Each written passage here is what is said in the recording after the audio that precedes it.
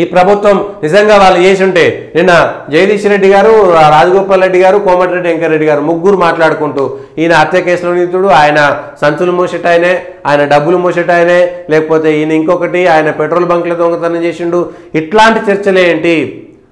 ఆ పద్దుల మీద జరిగినటువంటి చర్చలు అర్ధరాత్రి దాకా అసెంబ్లీ సమావేశాలు నిర్వహించాలనేటువంటి ఘనత కోసం తప్ప ఇంకొక 3 రోజుల పాటు చేసుకోవచ్చు కదా.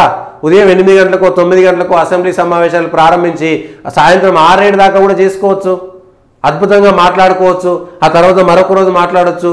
ప్రజలందరికీ ఎవరు ఏం మాట్లాడుతున్నారు, ఎవరి భాష ఏంటి, ఎవరి అవగాహన ఏంటి, ఎవరు ఏం మాట్లాడగలుగుతున్నారు, ఎవరి సామర్థ్యం ఏమిటి, అసెంబ్లీలలో మేము గెలిపించినటువంటి ఎమ్మెల్యే మాట్లాడుతున్నాడా లేదా, సమస్యల గురించి చర్చిస్తున్నాడా లేదా, అసెంబ్లీ సమావేశాల్లో మా అసెంబ్లీకి సంబంధించినటువంటి చర్చ అయినా చేస్తున్నాడా లేదా అనేటువంటి విషయాలైనా అక్కడ ఉన్నటువంటి ప్రజలకు తెలుస్తుంది కదా, కొద్దిమంది అయినా చూస్తారు కదా. లేదంటే బడ్జెట్కి సంబంధించినటువంటి పద్ధతుల్లో మేము గెలిపించినటువంటి శాసనసభ్యుడు ఆయన మాట్లాడుతున్నాడు, లేదంటే అందులో తప్పులు తీస్తున్నాడు, మంచి చెడులు జోడిస్తున్నాడు అనేటువంటి అంశాన్ని ప్రజలకు చూపించుకునేటువంటి అవకాశం ఉంటుంది. అర్ధరాత్రి దాకా పెట్టామనేటువంటి పేరు తప్ప ప్రజలకు ఏం ఉపయోగపడుతున్నటువంటి విషయం చెప్పాలి కదా. మంచిదే, చర్చ 15 గంటల పాటు సాగింది, రాత్రి 11:30-12 గంటల దాకా సాగినటువంటి చర్చ మంచిగా ఉంది. ఏదో 3-4 అంశాలు పక్కన పెడితే పద్ధతులపైన చర్చ, ఆరోపణలు ప్రత్యారోపణలు జరిగినాయి.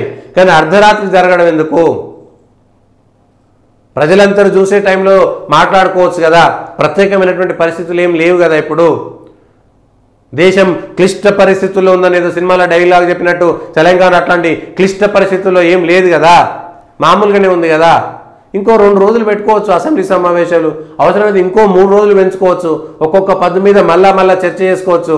మొత్తం 119 మంది దానిపైన చర్చ చేయొచ్చు. ఏవైనా ముఖ్యమైనటువంటి పద్దు ఉంటే అవసరమైతే ప్రతి ఒక్కరు 5 నిమిషాలు మాట్లాడవచ్చు, సరైనటువంటి సూచనలు రావచ్చు, ఇంకేమైనా కొత్త సమస్యలు ప్రజల దృష్టికి రావచ్చు, ప్రజల ద్వారా అసెంబ్లీల దృష్టికి రావచ్చు.